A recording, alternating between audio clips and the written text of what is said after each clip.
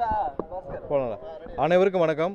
இன்று துறைமுக தொகுதியில் எங்களுடைய நிர்வாகிகள் வந்து ஒவ்வொரு இல்லத்திற்கும் சென்று எங்களுடைய தேர்தல் பணிக்காக ஒவ்வொரு இல்லத்துக்கும் போகிற வழியில் இன்று திட்டமிட்டு திரு சேகர்பாபு அவர்கள் சில ரவுடிகளை, திமுக ரவுடிகளை ஏறி எங்களுடைய நிர்வாகிகள் மீது கொலைவெறி தாக்குதல் நடத்தியிருக்காங்க. இதில் கடுமையாக கிட்டத்தட்ட 5 பேருக்கு மேலே 6 பேர் இன்றைக்கி கடுமையாக அதில் தாக்குதலுக்கு உள்ளாக்கப்பட்டு 2 பேர் ஐசியூவில் இருக்காங்க. மீதி 4 பேர் இப்போ தான் மருத்துவமனையில் தீவிர சிகிச்சையில் எடுத்துகிட்டு இருக்காங்க. அதாவது சேகர்பாபு அவர்கள் இந்த தடவை ஒவ்வொரு நாளும் எங்களுடைய நிர்வாகிகளுக்கு, நூற்றுக்கணக்கான நிர்வாகிகளுக்கு இங்கே இருக்கிற ஒவ்வொருத்தருக்கும் வந்து எல்லா வழியிலையும் தொந்தரவு கொடுத்துட்டு வராரு.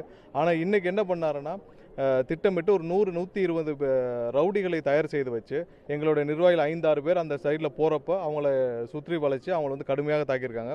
ஒரு பெண் நிர்வாகி, அவர் வந்து அந்த பெண் வந்து கர்ப்பிணி பெண், அந்த பெண்ணையும் எந்தவித தயவுதாட்சியம் இல்லாமல் கடுமையாக தாக்கப்பட்டிருக்கு. அந்த பொண்ணு வந்து இப்போ ஐசியூவில் இருக்குது.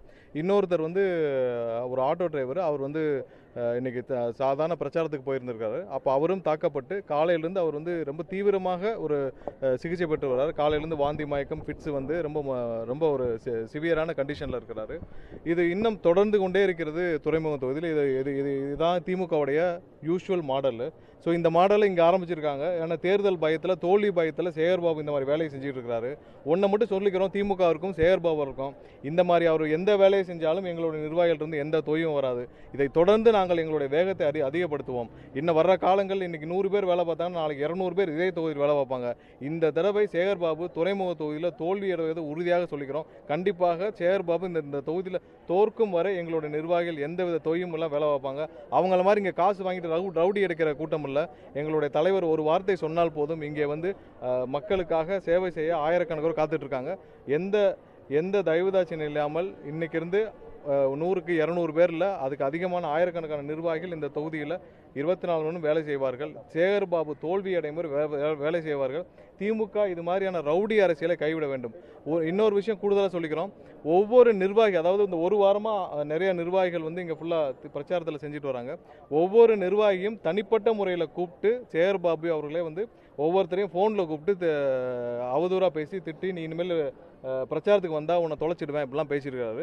பல நிர்வாகிகளே பேசியிருக்காரு. ஒருத்தர் வந்து கிட்டத்தட்ட 3 நாட்களாக அவர் வந்து மிஸ்ஸிங். அந்த பையனை, சீமான் ஒரு பையன் வந்து 3 நாட்களாக மிஸ்ஸிங். அந்த பையனை காணோம். அந்த பையன் தான் 4 நாளுக்கு முன்னாடி வந்து பேட்டி கொடுத்தா. அப்படி அந்த பையனை வந்து 3 நாளில் மிஸ்ஸிங். அந்த பையனுக்கு தனியாக அவரே வந்து ஃபோன் பண்ணி பேசியிருக்காரு. இப்போ இந்த சகோதரர் இருக்காங்க, இவங்களுடைய கணவர் தான் வந்து ஐசியூவில் ரொம்ப முடியாமல் இருக்கிறாரு. அவர் ஏற்கனவே தலையில் அடிபட்டிருக்கு. காலையிலேருந்து வாந்தி, ஃபிட்ஸ் 2 தடவை வந்துருச்சு. அவர் வந்து ரொம்ப சிவியராக இருக்கிறாரு.